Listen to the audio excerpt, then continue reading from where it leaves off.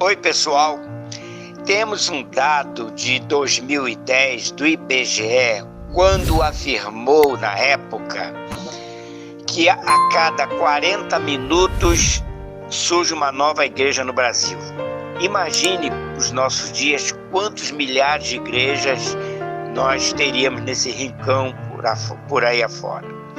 Pensando nisso, criei esse vídeo, Unidade na Diversidade. Vamos ouvi-lo. Aproximadamente 1980, 81, início da década de 80, eu li um livro interessantíssimo da editora Vida. O título é O Amor Tudo Cobre, do Bill Haimer. Esse livro trata da diversidade das denominações evangélicas no Brasil. O amor tudo cobre. Há 10 anos atrás, aproximadamente, ou um pouquinho mais também, o IBGE noticiou, informou pelas suas pesquisas que a cada 40 minutos surge uma igreja no Brasil.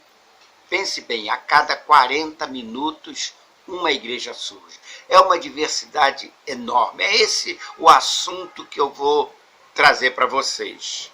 Pois bem, mas a questão desse livro, voltando ao livro, ele dá uma informação tremenda, que marcou, eu não lembro bem o teor, todo o teor do livro, mas essa informação ficou marcada em mim.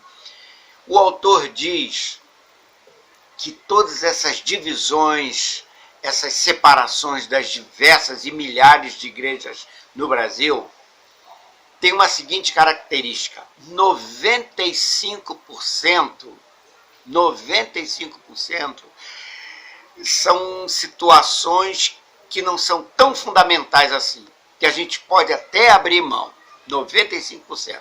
E 5% são questões fundamentais que nós não abrimos mão, ou as denominações não abrem mão. Isso significa, segundo a conclusão dele, nós temos muito mais aspectos que nos aproxima do que nos separa. Muito mais. Quer dizer, nós nos separamos muitas vezes por causa dos 5%, mas existe 95% de aproximação, de convergências. Então, por isso que eu estou falando da unidade na diversidade. Eu me lembro dos peixes. A igreja primitiva sempre utilizou, nos primeiros séculos, primeiro e segundo século, o peixe como símbolo. O peixe aparece nas sepulturas, nos óstracos, nas catacumbas, nas pinturas. Aparece a figura do peixe. Por que o peixe é exemplificado, ou foi exemplificado como símbolo dos primeiros cristãos? Não sabemos exatamente o porquê.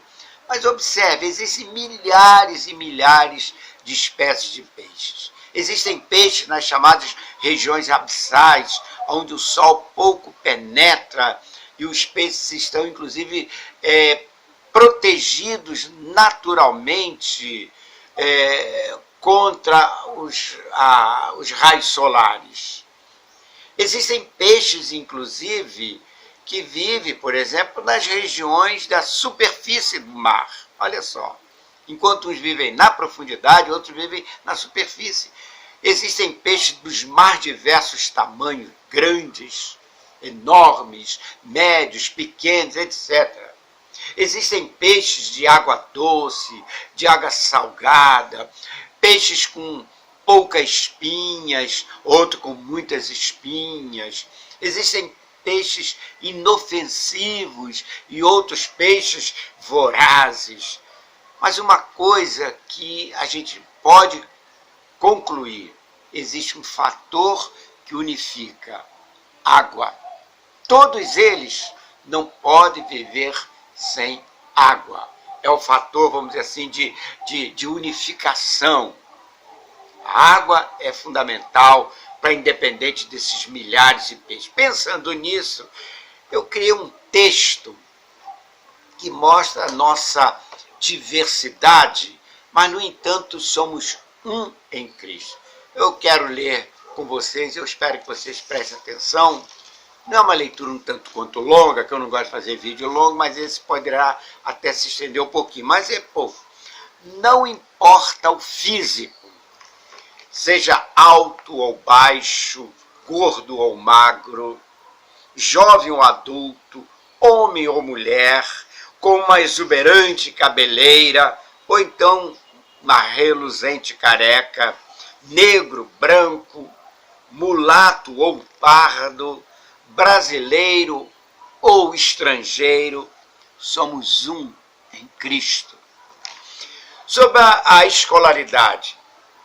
Sem escolaridade, muitos, e alguns possuindo até livre docência, fundamental, ou médio, ou universitário, não importa, completo ou incompleto, seja universitário, ou seja um simples estudante, tendo básico em teologia, ou até mesmo livre docência, ou então divindade, somos um em Cristo. Sobre a profissão, seja executivo ou office boy, setor primário, secundário, setor terciário, não especificado, profissional liberal, autônomo, profissional, amador, pedreiro, servente, patrão, empregado, somos um em Cristo. Não importa o temperamento, seja introvertido, extrovertido, tímido, ou afoito, calado, ou muito falador, pneumático, sanguíneo, colérico ou melancólico, somos um em Cristo. Não importa a denominação, seja pentecostal, neopentecostal, reformado ou protestante, tradicional, renovado, histórico ou novos movimentos religiosos, carismáticos, não carismáticos, somos um em Cristo. Não importa a teologia, seja ela calvinista, arminianista, efusão, imersão, amilenista, pós-milenista, pré-milenista, mid-milenista, escatologia realizada, consistente, sofrimento eterno ou aniquilamento, Santa Ceia do Senhor ou simplesmente Ceia do Senhor, somos um em Cristo. Assim, querida igreja, se você e eu, se temos bebido da água da vida, se temos fome e sede de justiça, se temos bebido do mesmo Espírito, se procuramos guardar a unidade pelo vínculo da paz, se fomos transportados para o reino das trevas, para a sua maravilhosa luz, ou como diz o livro aos Hebreus, não temos chegado ao monte palpável, ardente e a escuridão. Não, chegamos sim à cidade de Deus, a Jerusalém celestial, aos milhares de anjos, à universal assembleia, à igreja dos primogênitos escrita nos céus. Temos chegado a Deus, a juiz de todas as coisas, aos espíritos aperfeiçoados ou justificados, e a Jesus, mediador de uma nova aliança. Assim sendo, todo aquele possuidor dessas premissas, dessas verdades, forma em Cristo uma unidade. Eu quero encerrar parafraseando Deichmann, um teólogo cristão do início do século XX. Ele usou uma frase em relação ao apóstolo Paulo e Cristo.